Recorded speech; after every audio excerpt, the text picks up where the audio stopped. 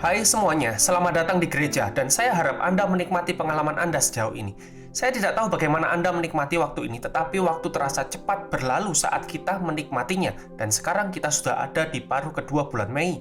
Dan saya punya firman yang ingin saya bagikan. Dan untuk firman itu saya ingin Anda membuka Alkitab Anda atau Anda bisa melihat bagian bawah layar. Ini adalah Efesus 4 ayat 15 dan 16. Efesus 4 ayat 15 dan 16. Sebelumnya, saya ingin menyampaikan sambutan yang tulus kepada semua orang di seluruh dunia, di negara atau dimanapun Anda berada. Apakah Anda baru pertama kalinya bergabung atau Anda bagian dari keluarga gereja kami? Efesus 4 ayat 15-16 mengatakan demikian. Tetapi dengan teguh berpegang kepada kebenaran di dalam kasih, kita bertumbuh di dalam segala hal ke arah Dia, Kristus, yang adalah kepala. Daripadanya lah seluruh tubuh yang rapi tersusun dan diikat menjadi satu oleh pelayanan semua bagiannya. Sesuai dengan kadar pekerjaan tiap-tiap anggota, menerima pertumbuhannya dan membangun dirinya di dalam kasih. Sebelum musim ini ditetapkan sekitar pertengahan Maret, saya ingat saya merasa sangat lelah. Saya ingin melihat jadwal kami dan melihat beberapa perjalanan yang akan datang. Dan sebanyak yang saya anggap merupakan kesempatan berharga untuk bepergian dan melakukan apa yang kita semua lakukan.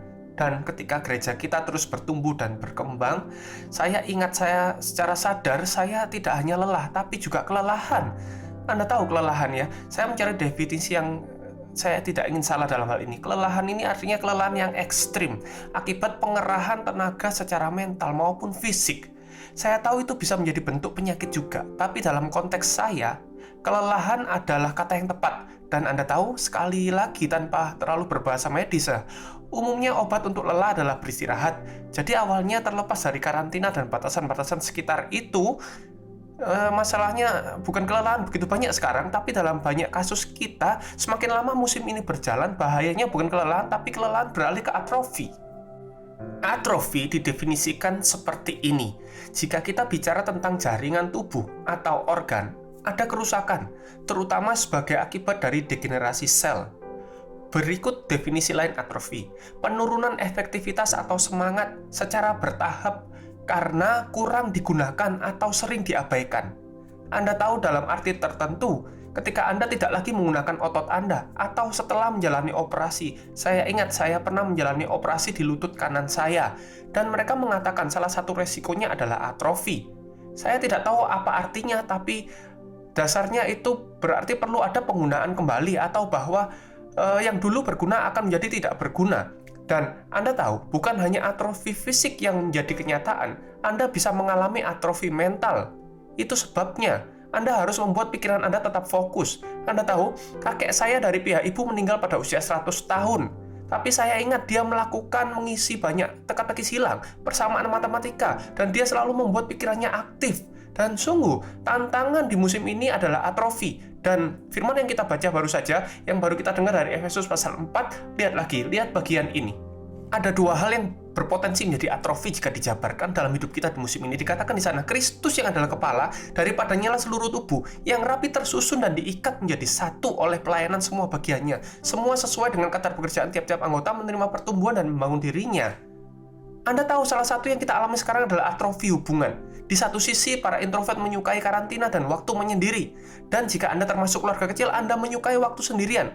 Tetapi tahukah Anda, kita ngobrol dengan lebih banyak orang. Dan pada umumnya mereka bertanya-tanya, berapa lama lagi akan seperti ini? Kapan ini akan berubah? Dan di setiap negara, ini sedikit berbeda. Tapi atrofi hubungan adalah skenario di mana karena kita tidak bisa terlalu banyak terhubung. Dan saat akhirnya kita bisa terhubung lagi, seperti otot yang kurang dimanfaatkan. Kita akan seperti, ya Anda tahu, di satu sisi sangat senang, tidak sabar untuk bertemu orang, tapi di sisi lain setelah kunjungan pertama akan mengatakan, wow, aku kok merasa lelah, aduh tinggalkan aku di rumah saja selama seminggu lagi.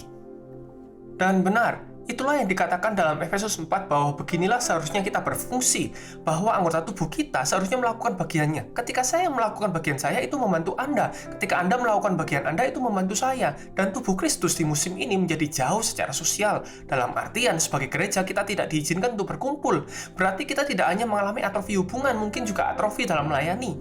Mungkin Anda mendapatkan value Anda dari kemampuan Anda berkontribusi. Tidak ada jadwal, tidak ada kursi untuk diatur, tidak ada alat musik untuk dimainkan, tidak ada keterlibatan kenikmatan dan reward yang Anda miliki sekarang mungkin berhenti berkembang.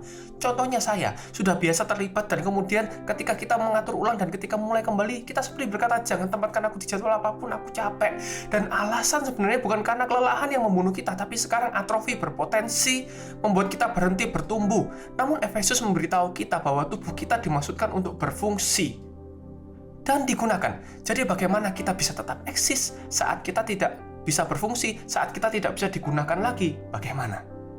Atrofi kedua yang berpotensi menjadi masalah adalah atrofi rohani. Dan inilah yang dikatakan Alkitab tentang Kristus yang adalah kepala dari tubuhnya. Mungkin musim ini juga telah mengungkapkan bahwa dalam ritme kesibukan dan program di masa lalu, kita benar-benar berpikir bahwa kita telah terhubung kepada Kristus, tetapi sebenarnya tidak. Kita terhubung satu sama lain, dan sungguh musim ini, jika hubungan Anda ke kepala tubuh yang adalah Kristus, hanya terhubung ke hubungan Anda satu sama lain yang adalah tubuh, Anda berpotensi menderita atrofi rohani, dan Anda tidak menyadarinya.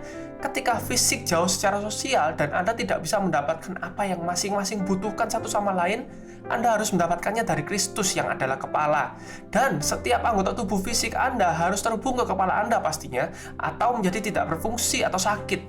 Dan mungkin dalam kesibukan program, kita tidak menyadari bahwa kita sudah sangat terhubung dengan tubuh. Dan ketika tubuh tidak dapat bertemu, kita kehilangan iman, kita kehilangan kerohanian, kita kehilangan rohani kita, level kita. Karena ada atrofi rohani yang terjadi jika hubungan kita dengan Kristus hanya sebagai hasil dari hubungan kita dengan tubuh. Inilah yang dikatakan dalam Kisah Para Rasul 2. Saya membaca bagian Alkitab ini di awal musim dan itu berbicara pada saya dengan jelas tentang cara yang berbeda, dengan cara yang berbeda. Kisah Para Rasul 2:42 mengatakan mereka masing-masing bertekun, setiap mereka bertekun. Ini gereja mula-mula dalam kebangunan rohani.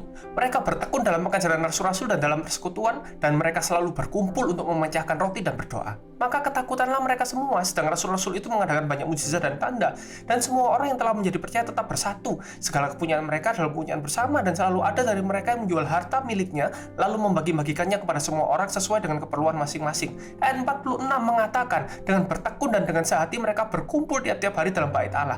Mereka memecahkan roti di rumah masing-masing secara bergilir dan makan bersama-sama dengan gembira dan dengan tulus hati sambil memuji Allah, dan mereka disukai semua orang, dan tiap-tiap hari Tuhan menambah jumlah mereka dengan orang yang diselamatkan. Inilah yang saya lihat, ada 3 tingkat yang benar-benar tampak seperti kebangkitan holistik. 3 tingkat ketika gereja benar-benar sehat. Ada rumah ibadat, di mana mereka berkumpul setiap hari waktu itu. Kita semacam melakukannya setiap minggu, kadang 2 minggu sekali. Tapi mereka bertemu di bait suci dan setiap hari dari rumah ke rumah.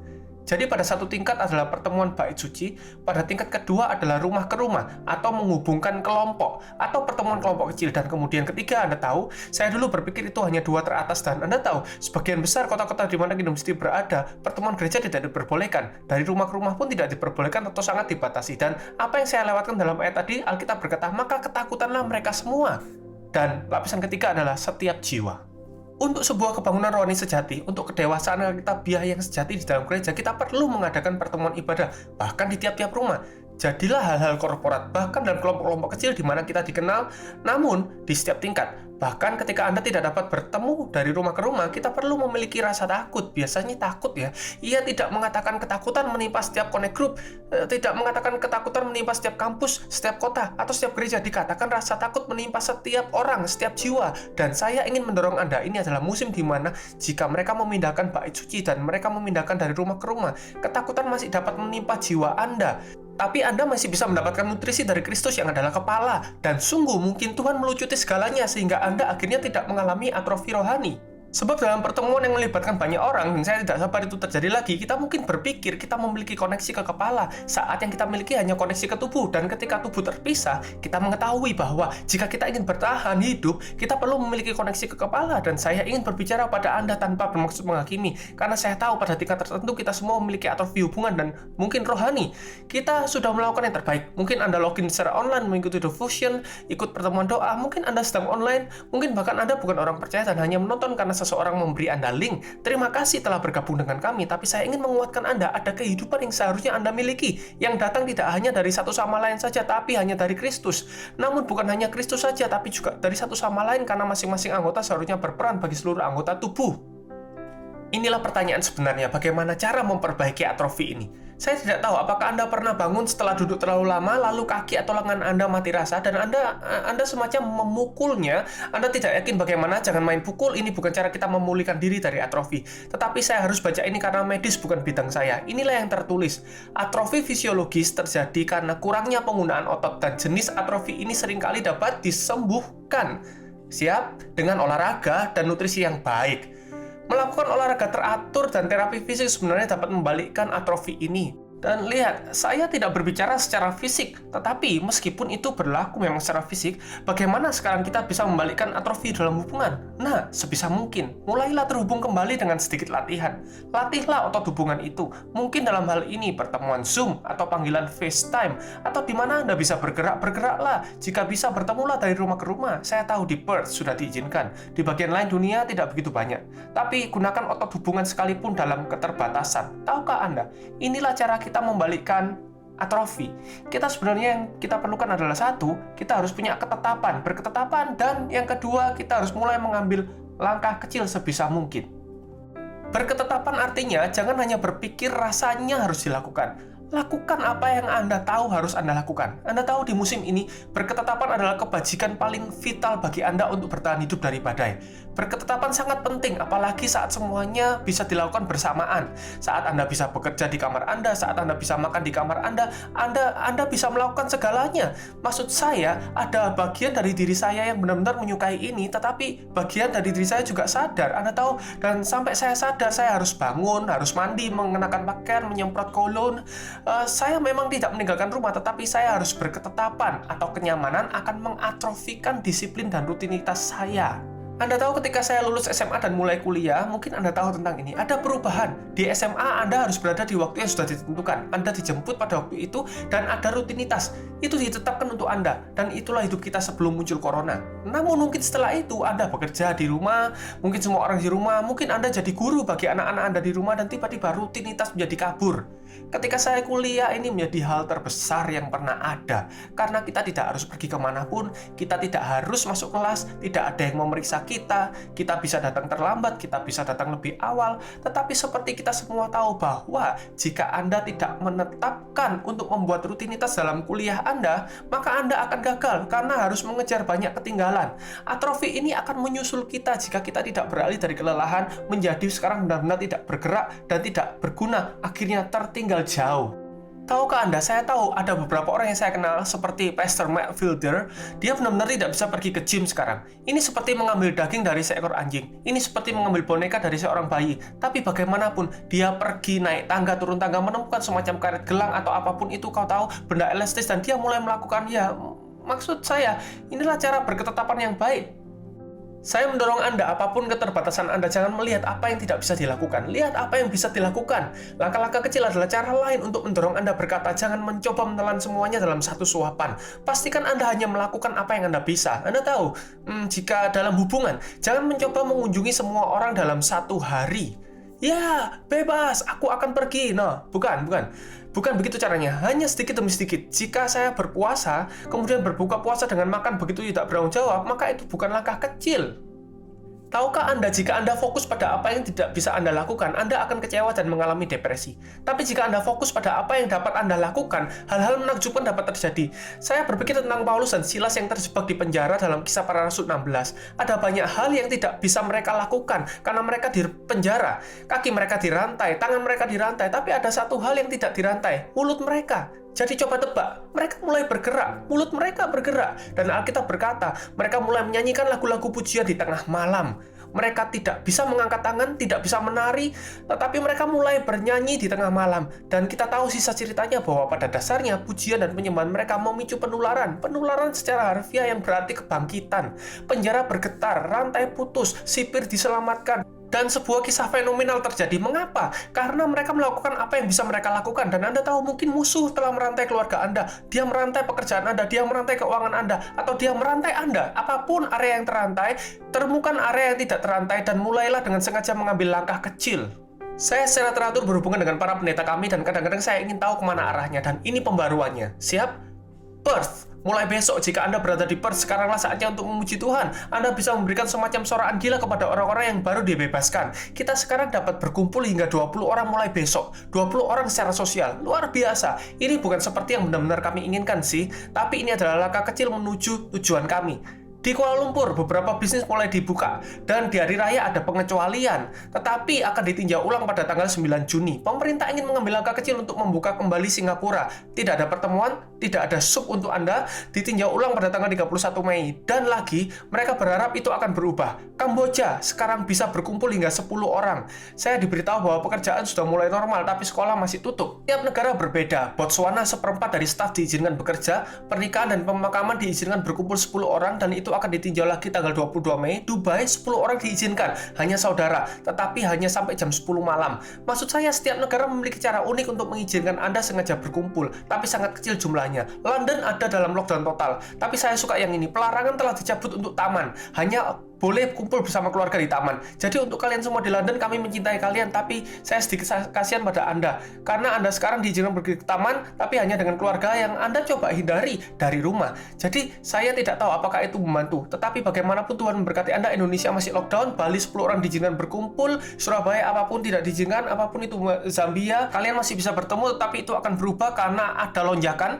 Sri Lanka tidak ada pertemuan, tapi beberapa pekerjaan boleh diizinkan keluar. Saya rasa itu adalah cara kecil saya untuk mengatakan semua orang berada di posisi yang berbeda dan hanya dapat mengambil langkah kecil, dan inilah yang harus Anda lakukan. Jangan lihat apa yang tidak boleh Anda lakukan, tapi lihatlah apa yang bisa Anda lakukan, dan Tuhan akan menghormatinya. Salah satu alasan saya sangat bersemangat adalah di Perth, karena diizinkannya pertemuan. Kami memutuskan bahwa Connect Group yang adalah minggu ini, ya bergabunglah di Connect Group. Jika Anda berada di negara lain, online adalah caranya, lewat Zoom. Di Perth kita akan mulai bertemu di rumah-rumah, dan beberapa orang berespon seperti, aduh, haruskah kita pergi? Saya mendapat ini dari Pastor Juni di Singapura. Dulu dia adalah neurovisio. Saya bahkan tidak tahu apa itu, tapi ini sangat penting dan inilah yang dia katakan. Ketika kami harus membuat pasien yang stroke di satu sisi tubuh untuk duduk dan berdiri, kami melakukannya sedini mungkin. Sedini mungkin. Beberapa orang berpikir, oh tidak, kita tunggu saja sampai. Tidak. Semakin lama Anda menunggu, semakin Anda atrofi. Suatu hari aku mau membaca Alkitab lagi, tapi aku benar-benar gagal membaca Alkitab. Aku akan mulai lagi tahun 2021 saja. Tidak, mulailah besok, mulai kembali terlibat secara relasional. Sedini mungkin, inilah yang dia katakan. Karena meskipun mereka jelas kehilangan fungsi, atrofi, dan lepas kontrol, saat orang lain membuatnya dalam posisi duduk atau berdiri, tubuh akan bangun. Tetap jaga jarak, katakan ke orang di sebelah Anda, bangunlah, atau goncangkan jika Anda diizinkan, bangunlah. Tubuh akan bangun dan mulai menembakkan sinyal dari saraf ke otot untuk bekerja kembali. Walaupun beberapa bagian sudah mati karena kekurangan oksigen untuk otot atau pendarahan ke otak. Dan itulah yang sebenarnya terjadi. Inilah kesimpulannya, semakin dini kita melakukan itu, pasien akan semakin membaik. Itu sebabnya saya sangat bersemangat di Perth. Mereka mulai membuka. Ini bukan tentang tidak bertanggung jawab. Ini tentang melakukan apa yang bisa kita lakukan dengan tujuan. Dan Anda tahu saya sangat bersemangat. Sekarang kabar baik dengan Perth adalah jika Anda tidak bisa atau sakit atau Anda rentan, jelas kami masih memiliki opsi online yang fenomenal dalam hal hubungan online. Tapi saya mendorong Anda, lakukan apa yang dapat Anda lakukan. Bukanlah tidak bertanggung jawab untuk melihat dan memilah-milah. Anda tahu, sedekat mungkin dengan garis batas itu, tetapi saya hanya tidak ingin ada orang yang mengalami atrofi secara rohani. Dan ngomong-ngomong, tidak peduli seberapa buruk lockdownnya, tidak ada alasan untuk atrofi rohani, karena Anda dapat terus memastikan bahwa jiwa Anda harus terus dekat dengan Tuhan. Ketakutan menimpa setiap jiwa, bukan hanya setiap rumah, tidak hanya setiap bait suci, setiap jiwa. Inilah bagian terakhir untuk mengatakan ini sebagai penutup. Bahkan jika mereka tidak melakukan kegiatan secara aktif sendiri, ada orang lain melakukannya untuk mereka. Ini masih sangat bermanfaat bagi mereka dalam pemulihan mereka. Dan tentu saja, tidak berbicara tentang dukungan emosional, mental, dan motivasi, itu selalu membantu. Anda tahu, di Perth, saya ingin mendorong Anda untuk di hari Minggu ini, undang seseorang ke rumah Anda. Lakukan secepatnya yang kita bisa. Jangan katakan, saya akan tunggu sampai Juli, sampai Agustus. Mengapa harus menunggu? Undang mereka untuk ikut ibadah. Lanjutkan siklus untuk menghubungkan kembali secara rohani apapun yang Anda rasakan. Anda tahu ketika Anda gagal, bangkitlah dan mulai lagi. Jangan biarkan musuh memojokkan Anda. Anda tahu salah satu alasan musuh membawa penghakiman dalam hidup Anda adalah untuk membuat Anda berhenti bertumbuh secara rohani. Karena jika dia bisa mengutuki Anda akan merasa sedih. Anda tidak akan bangkit, Anda tidak akan berdoa, tidak akan menyembah, dan Anda akan berkata, ya ampun, aku sudah kacau, aku menjauhkan diri dari gereja. Mungkin Anda memiliki beberapa masalah di musim ini. Jangan biarkan tantangan dan kutukan di sekitar kegagalan Anda mengatrofikan Anda lebih lama lagi. Pahami hal ini. Inilah cara saya menyimpulkan hari ini. Aktifkan atau Anda kehilangan. Mungkin ada area kehidupan Anda yang berhenti bertumbuh di musim ini. Mungkin harapan Anda berhenti bertumbuh. Mungkin iman Anda meredup, ada rasa takut yang berlebihan. Anda sudah lupa bagaimana menggunakan otot harapan. Anda lupa bagaimana menggunakan otot iman. Mungkin sebagian dari Anda, dan saya merasakan ini untuk beberapa orang, imajinasi Anda telah berhenti berkembang. Anda sudah berhenti melihat, bermimpi, dan berpikir. Dan saat Anda berhenti menggunakan imajinasi Anda, maka semuanya jadi terlihat sia-sia. Anda tahu, entah itu atrofi rohani atau hubungan, hari ini kita akan mengambil langkah ke depan.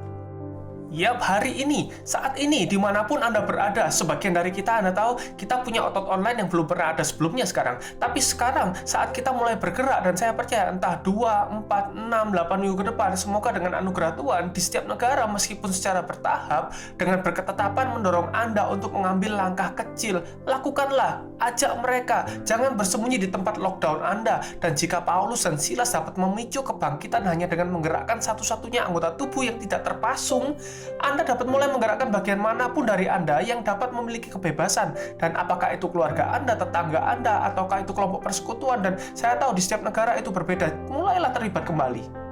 Saya ingin bernubuat untuk Anda sekarang bahwa Anda akan keluar hari ini lebih baik daripada Anda masuk. Ada kisah-kisah menakjubkan dari atlet yang menjadi lebih baik bahkan setelah hidup atau karirnya terancam karena cedera. Ada pebisnis yang akan kembali lebih baik setelah kebangkrutan. Ada orang yang akan kembali lebih baik dalam pernikahannya setelah situasi sukar. Ada orang percaya mereka akan kembali lebih kuat setelah kesulitan. Dan dalam nama Yesus, gereja akan kembali menjadi lebih besar, lebih kuat, dan lebih signifikan bahkan setelah masa lockdown ini. Jadi mari kita percayai bahwa ketika kita berkumpul kembali, tidak hanya di bait suci, tidak hanya di rumah-rumah, tetapi secara individual kita akan memiliki setiap otot yang bergerak sehingga dapat mendukung satu sama lain. Mungkin saat ini Anda merasa tidak dapat menjangkau orang lain. Anda dapat menjangkau pendeta Anda dapat menjangkau secara online, Anda dapat menjangkau siapa saja dan semua orang yang ada di sekitar Anda. Dan saat ini saya ingin kita berdoa. Saya sudah lama duduk, sebentar lagi kita akan berdiri. Ketika kita berdiri dan mulai menyembah, kita akan berdoa agar Tuhan membangunkan Anda, agar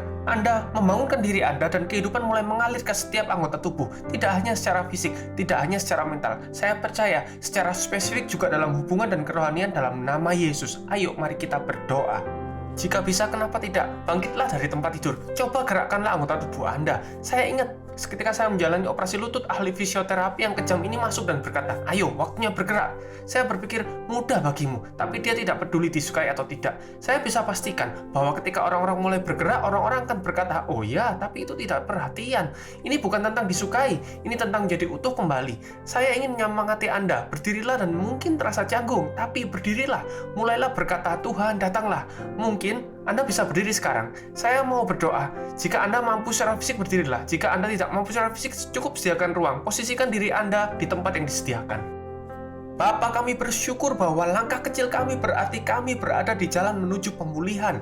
Bapa, kami minta sekarang dalam nama Yesus bahwa darah akan mengalir ke setiap sel, setiap otot. Kami menentang setiap atrofi yang ada dalam keluarga, pernikahan, kesehatan, di rumah kami, secara mental dan dalam keuangan. Dan kami bersyukur Tuhan bahwa Kaulah Tuhan yang akan membakar dan memulihkan kembali. Kami bersyukur Engkau adalah Roh yang sama yang membangkitkan Kristus dari antara orang mati. Dan Roh Kudus, Engkau berjanji untuk menguatkan tubuh fana kami. Kuatkan setiap tubuh, setiap mental, emosi, dan hubungan antar tubuh. Kuatkan tubuhmu ya Tuhan, kuatkan gerejamu, kuatkan mempelai Kristus. Bapa, dalam setiap keadaan kami akan mulai mengambil langkah-langkah iman. Seperti Paulus dan Silas, kami tidak akan menerima atrofi keterbatasan kami, tetapi kami akan mulai melihat kebangunan rohani di tempat lockdown dimanapun kami berada. Dan Tuhan, kami bersyukur bahwa kebangkitan Adi Kodrati akan terjadi bahkan sekarang. Tuhan, kami bersyukur saat kami menyembah, biarkan nadi mulai mengalir. Saat kami memuji, biarkan darah mulai mengalir. Saat kami menyembah, mari biarkan keakraban mulai meleleh. Saat kami mulai berkumpul berkumpul kembali dan terlibat lagi. Terima kasih Tuhan untuk langkah-langkah kecil yang ditetapkan saat kami sehat kembali di musim ini. Dalam nama Yesus kami berdoa. Amin dan amin.